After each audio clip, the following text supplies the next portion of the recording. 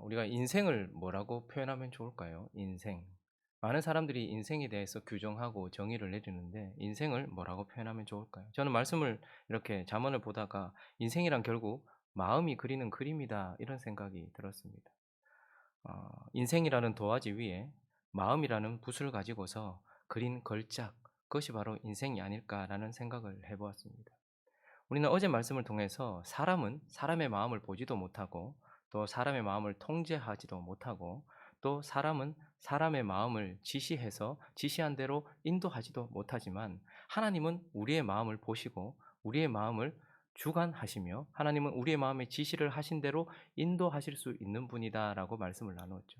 그러면 하나님께서 이제 우리의 마음을 주관하시고 우리의 마음을 인도하셔서 어떤 인생을 만들고자 하시는지 하나님은 우리가 어떤 인생이 되기를 우리의 마음을 주관하셔서 우리가 우리의 이 마음으로 어떤 인생이 되기를 원하시는지 그것을 오늘 말씀을 통해서 한번 살펴보려고 합니다. 그 첫 번째는 생명이 있는 인생이다 라고 오늘 본문 말씀을 보면서 확인할 수 있습니다. 자, 16절 말씀 한번 읽어볼까요? 오늘 말씀 16절 말씀 시작. 명철의 길을 떠난 사람은 사망의 회중에 거하리라.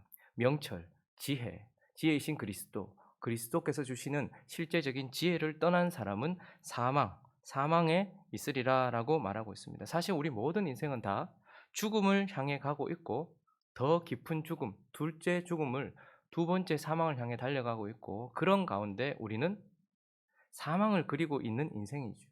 그러나 이제 하나님께서 선택하시고 하나님께서 십자가를 통해 구원하신 사람들의 인생에는 하나님께서 생명을 주셨고 하나님은 우리의 마음을 통하여서 생명을 그리고 생명을 향해 생명이 있는 삶이 되기를 원한다라는 것입니다. 사망의 회중에 거하는 것이 아니라 사망 가운데 거하는 것이 아니라 생명 가운데 거하고 그 마음을 생명으로 계속 인도하셔서 생명을 그리는 인생, 생명이 있는 인생이 되기를 원한다라는 것이죠.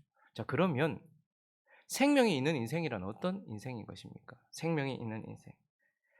21장 3절을 한번 읽어볼까요? 3절 말씀 읽습니다. 시작. 공의와 정의를 행하는 것은 제사 드리는 것보다 여호와께서 기쁘게 여기시느니라. 지금 정의와 공의를 행하는 삶과 제사 드리는 삶을 비교하면서 여호와께서는 공의와 정의를 행하는 삶을 기뻐하신다라고 말씀하고 있어요. 그러니 하나님은 우리가 죽이는 삶, 제사를 드리며 죽이는 삶보다 하나님의 살아계신 말씀, 공의와 정의를 따라 우리 삶을 하나님께 드리는 생명으로 살아가는 그러한 삶을 원하신다라는 것이죠. 제사를 드리며 죽이는 삶이 아니라 말씀을 따라 우리 자신을 드리는 삶을 원하신다는 말입니다. 그러므로 믿음의 조상 아브라함의 이야기가 시작되고 그의 이야기를 마무리하기 전 하나님께서 아브라함에게 받고 싶었던 가장 큰 삶을 무엇이었는가? 그것은 바로 이삭을 바치는 사건을 통해서 드러나죠. 우리는 그 순간 하나님께서 죽은 이삭을 받기를 원하신다라고 생각할지 몰라요. 그러나 사실 하나님께서 받고 싶은 것은 무엇이었습니까? 살아있는 아브라함의 믿음과 아브라함이었습니다. 그러니 이삭을 죽이는 그런 삶을 하나님께서 실제로 우리에게 원하시는 것이 아니라 하나님은 하나님의 말씀에 따라 살아있는 자기의 믿음으로 아브라함을 드리는 것, 자기 자신을 드리는 걸 기뻐했다는 것이죠.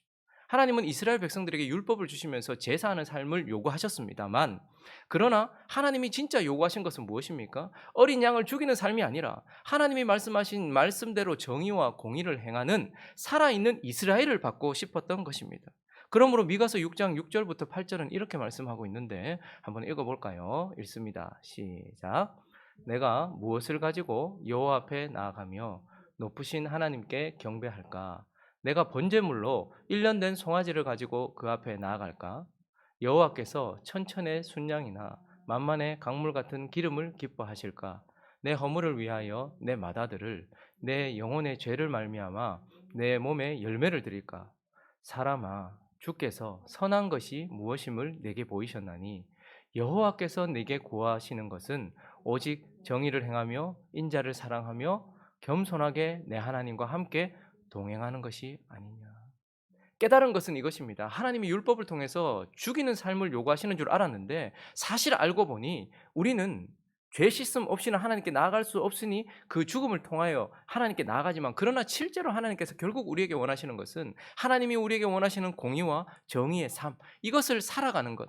그러니 죽이는 삶이 아니라 살아있는 우리 자신의 믿음과 살아있는 우리의 삶을 살아계신 하나님의 말씀을 따라 정의와 공의를 행하는 삶. 그래서 로마서 11장 1절은 이렇게 말하고 있죠. 그러므로 형제들아 내가 하나님의 모든 자비하심으로 너희를 권하노니 너희 몸을 하나님이 기뻐하시는 산 제물로 드리라. 이는 너희가 드릴 영적 예배니라.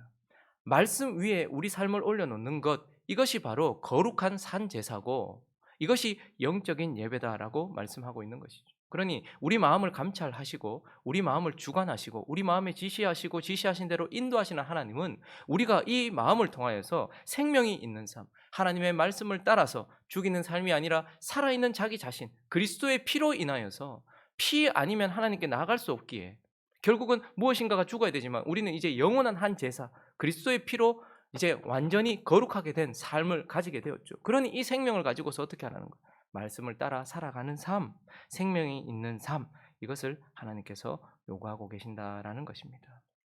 자, 그리고 하나님께서 우리 인생에 어떤 그림을 그리기 원하시는지, 우리의 마음을 주관하셔서 어떤 그림을 그리기 원하시는지, 그 두 번째는 바로 십자가가 있는 인생이다라고 우리에게 말씀해 주고 있습니다. 자, 오늘 본문 말씀 21절을 한번 읽어 주시겠습니까? 21절 시작.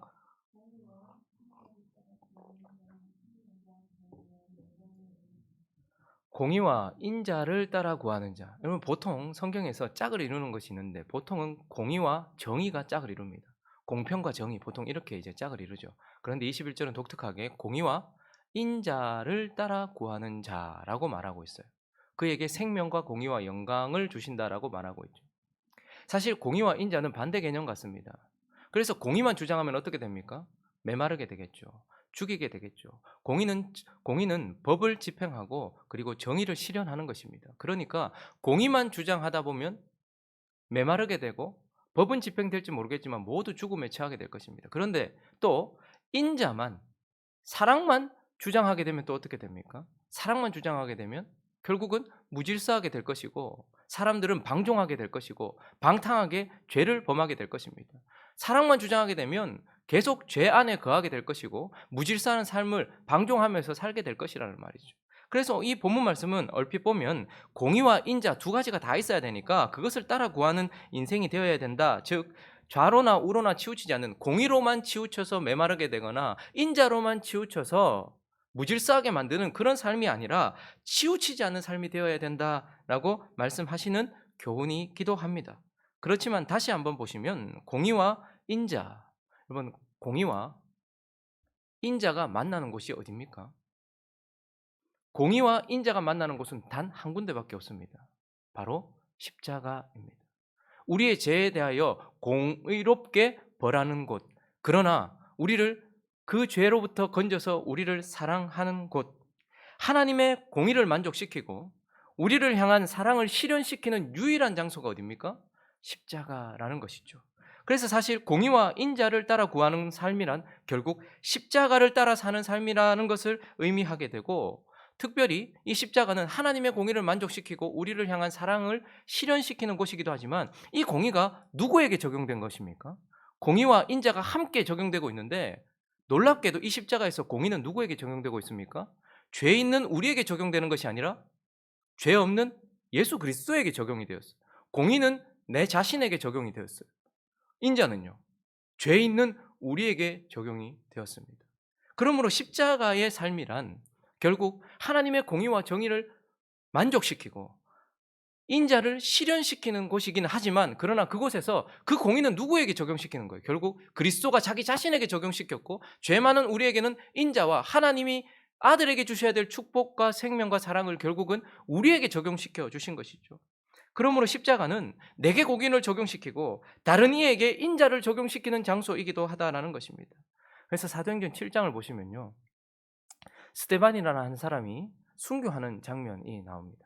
스데반이 긴 설교를 하다가 설교를 끝까지 하지 못하고 사람들에게 끌려갑니다. 근데 그 순간에 스데반은 분노한 사람들을 본 것이 아니라 성령이 충만해서 하늘을 우러러보면서 하나님의 아들 예수 그리스도께서 하나님 우편에 서신 것을 보았습니다. 그러면서 하나님이 하늘이 열리고 인자가 하나님 우편에 서신 것을 내가 본다라고 말했어요. 자, 그때 큰 소리를 지르면서 귀를 막고 일제히 그들이 달라들었어요. 그리고 나서 어떻게 합니까? 성 밖으로 끌고 가고 돌로 쳤다라고 말하고 있습니다. 여러분 사실 성 밖으로 끌려나가야 될 자는 누굽니까? 하나님의 성 예루살렘에서 끌려나가야 될 자들은 지금 이 스데반을 끌고 나가고 있는 그들이에요. 그들에게 이런 일이 있어야 되고 그들이 돌을 맞아야 돼요. 공의는 그들에게 행해져야 돼요. 그리고 그곳에서 가장 앞장섰던 사울이 끌려나가서 돌에 맞아야 돼요. 그러나 어떻게 되었습니까? 59절을 보면요.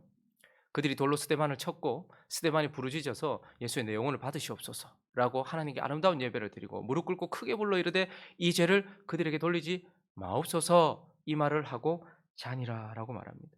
사실 공의는 그들에게 적용되어서 그들이 성 밖에 끌려나서 돌에 맞아야 됐어요. 그리고 가장 앞장서 있는 사울이 밖에 나가서 돌에 맞아야 됐어요.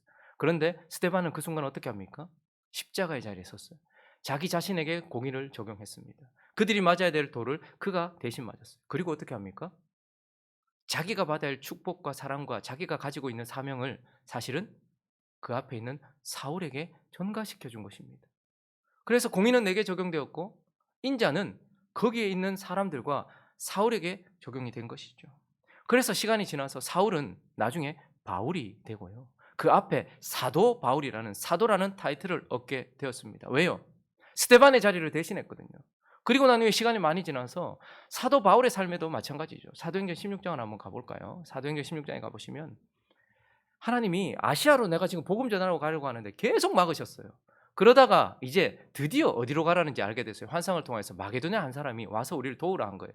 그래서 마게도냐 지역으로 넘어가게 되었고 마게도냐 지역의 첫 번째 성 빌립보에 도착하게 되었고 그곳에서 복음을 전하고 루디아도 만나죠. 자, 그런데 그것을 복음을 전하다가 여러 어려움을 만나는데 특별히 점치는 자를 귀신을 쫓았단 말이죠. 그랬더니 여종의 주인들은 자기 수익의 소망이 끊어진 것을 보고 바울과 실라를 붙잡아 장터로 관리들에게 끌고 갔다가 상관들 앞에 데리고 가서 말하되 이 사람이 유대인인데 우리 성인을 심히 요란하게 하여 로마 사람인 우리가 받지도 못하고 행하지도 못할 풍속을 전한다 하거늘 무리가 일제히 일어나 고발 그리고 상관들이 옷을 찢고 벗기고 매로 치라 하여 많이 친 후에 옥에 가두고 간수에게 명하여 든든히 지켰다라고 말하죠. 지금 옥에 갇혀야 될 사람들은 누굽니까? 빌립보 성에 있는 우상 숭배자 그들이었습니다. 맞아야 될 자들은 누굽니까? 공의는 그들에게 적용되었어야 돼요. 그런데 바울은 이 공의가 자기에게 적용된 것을 보게 됩니다. 그렇지만 어떻게 됩니까? 이러한 명령을 받아 그들을 깊은 옥에 가두고 발에 착고를 든든히 채웠죠. 그렇지만 그들은 또 그곳에서 기도하고 하나님을 찬송하고 죄수들이 들었어요. 그리고 그들이 받아야 될 바울과 실라가 받아야 될 축복과 하나님의 은혜가 누구에게 적용되는 것입니까? 빌립보에 있는 사람들, 하나님이 선택한 사람들, 특별히 이 옥중에 있는 간수, 그의 가정 전체에게 인자가 적용되는 것을 보게 되는 것입니다. 그러므로 십자가는 하나님의 공의가 만족되고 그리고 사랑이 만족되는 곳, 실현되는 곳이지만 그 실제적인 삶에서 공의는 내게 적용되고 하나님이 주셔야 될 축복은 타인에게 적용되는 삶을 말하는 것입니다. 하나님이 우리에게 요구하시는 삶은 무엇일까요? 바로 이런 십자가가 있는 삶입니다. 교회가 왜 세상에서 욕을 먹어야 될까요? 욕을 먹어야 될 것은 세상입니다. 돌을 맞아야 될 것은 세상이에요. 그렇지만 하나님은 희한하게 돌을 자꾸 성도들에게 던지게 하십니다. 그리고 어떻게 하실까요? 우리가 받아야 될 축복과 사랑을 그들에게 적용시켜 주시려고 하는, 우리를 구원하시기 위하여서 예수 그리스도를 보내셔서 우리가 맞아야 될 그 돌과 그 못과 그 창을 그분이 대신 맞으셔서 공의를 만족시키시더니 대신에 우리는 무엇이죠? 은혜와 축복과 생명과 사랑을 얻게 되었다는 말이죠. 그래서 고린도후서 4장 10절에서는 바울이 이렇게 고백하고 있습니다. 우리가 항상 예수의 죽음을 몸에 짊어짐은 예수의 생명이 또한 우리 몸에 나타나게 하려 함이라. 우리 살아있는 자가 항상 예수를 위하여 죽음에 넘겨짐은 예수의 생명이 또한 우리 죽을 육체에 나타나게 하려 함이라. 같이 읽습니다. 시작. 그런즉 사망은 우리 안에서 역사하고 생명은 너희 안에서 역사한다. 우리가 계속해서 십자가에 넘겨지는 이유는 나는 죽고 내 안에 그리스도의 생명이 나타나게 하려는 것이다. 먼저는 내 안에 예수의 생명이 나타나게 하려는 것이다. 그리고 또요, 12절 다시 한번 띄워주시겠습니까? 방금 12절요. 그리고 또 하나는 뭐죠? 이 십자가를 통해서 사망은 우리 안에서 역사하고 공의는 우리 안에서 역사해서 사망은 우리 안에서 역사하고 우리가 받아야 될 생명과 축복은 어떻게 너희 안에서 역사하려. 사실 고린도 성도들이 이 지금 책망을 받아야 되고 그래야 돼요. 그런데 그들을 구원하기 위해서 바울이 안에서 사망의 역사가 일어났고 생명은 너희 안에서 역사. 그러니까 십자가는 결국 무엇이죠? 나 자신, 나의 옛자를 십자가로 넘김으로써 내 안에 예수의 생명을 드러내는 것이기도 하고, 공의는 내게, 사망은 내게 적용되고 생명은 너희에게 적용되어서 사람들에게 생명을 주기 위한 삶, 이것이 바로 십자가의 삶인 것입니다. 그러므로 하나님은 우리의 마음을 주관하시고 통치하시고 지시하신 대로 인도하심으로써 우리의 인생을 통하여서 하나님의 말씀이 우리를 통해 살아 역사하는 생명이 있는 삶이 되기를 원하시고, 또한 십자가가 있는 인생이 되어서 우리 삶 속에서 그리스도의 생명이 드러나고, 그리고 우리에게 공의가 적용되고 타인에게 사랑이 적용되어서 그들의 삶 속에 예수의 생명이 드러나게 하는 삶, 이것을 원하신다라는 것입니다. 말씀을 정리하겠습니다. 하나님이 우리의 마음을 주관하시고 통치하시고, 또 하나님께서 우리의 마음에 지시를 내리셔서 우리의 마음을 인도하시는 것은 이렇게 수준 높은 삶을 추구하고 계시는 걸작을 만들기 위한 하나님의 큰 목표입니다. 그분은 정말 연약하고 부족한, 정말 초라한 우리의 마음이라는 붓을 가지고서도 그분이 원하시는 삶을 그려내실 수 있는 분이시고, 그분은 정말 우리가 상상도 하지 못할 아름다운 걸작을 만들어가기 위하여서 우리 마음을 자신에게 드려라라고, 주권을 우리에게 하나님께 맡기라라고 말씀하고 있는 것입니다. 그러므로 우리가 우리의 삶 속에 하나님께 드린 우리의 마음을 통하여서, 그리고 날마다 지키며 정결하게 하는 우리의 마음을 통하여서 생명이 있는 인생, 그리고 십자가로 말미암아서 예수 그리스도의 생명이 계속해서 흘러가는 인생 되시기를 예수 그리스도의 이름으로 축원합니다. 같이 한번